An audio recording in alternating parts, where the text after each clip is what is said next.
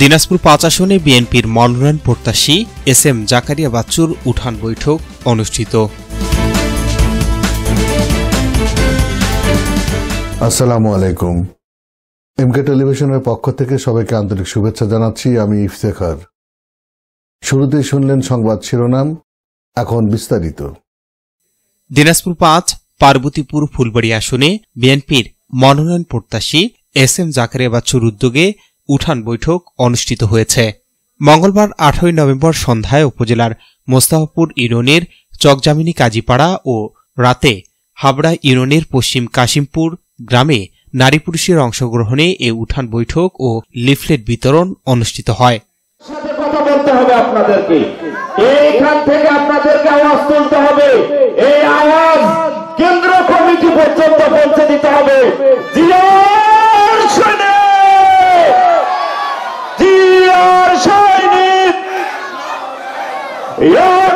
লড়াই করো,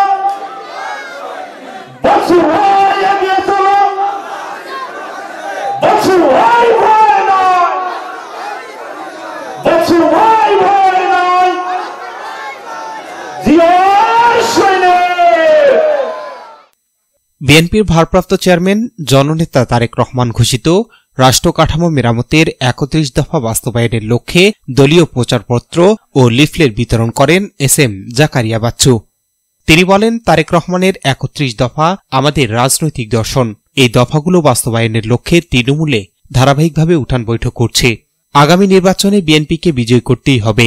জনগণ ভোট দিতে প্রস্তুত, ধানের শীষকে বিজয় করতে চায়। তিনি আরও বলেন, এই আসনে আগে ভালো নেতা বাছাই করতে পারেনি। এবার জনগণ ভালো নেতৃত্ব পছন্দ করবে এবং ধানের শীষের প্রার্থীকে বিপুল ভোটে বিজয় করবে।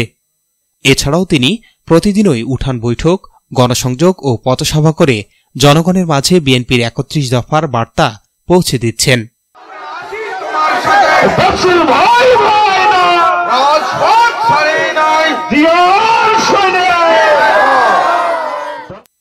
এ সময় আরও বক্তব্য রাখেন যুবদল নেতা মাহফুজুল ইসলাম মাসুম, শওকত মাহমুদ, বিএনপি নেতা মাহফুজুর রহমান মানিক, আজিজা রহমান সহ স্থানীয় নেতৃবৃন্দ। বক্তারা আসন্ন জাতীয় সংসদ নির্বাচনে ধানের শীষের প্রার্থীর বিজয় নিশ্চিত করতে মাঠে থেকে কাজ করার আহ্বান জানান। সময় আবার নির্বাচন করেছি, আবার আপনাদের কাছে এসেছি। আপনারা আপনার সন্তান মনে করে, সন্তান হিসেবে আপনারা আবার আমাকে মূল্যায়িত করেছেন।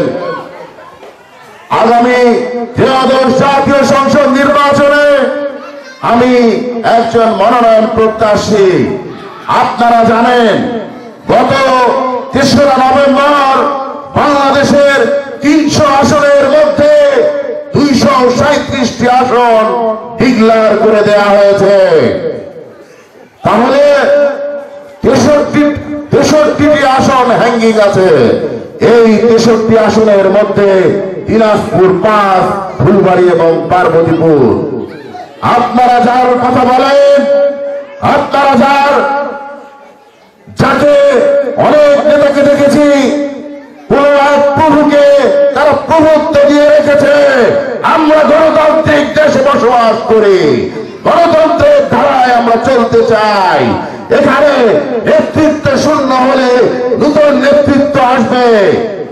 তাই বলে একজন অকেজো মানুষকে দিয়ে আপনারা এই বৈতরণী পার করবার চেষ্টা করবেন, এটা হতে পারে না। S Rahman, news desk, MK television. শেষ করছি এমকে টেলিভিশনের সংবাদ। এতক্ষণ আপনারা আমাদের সাথে থাকার জন্য অসংখ্য ধন্যবাদ।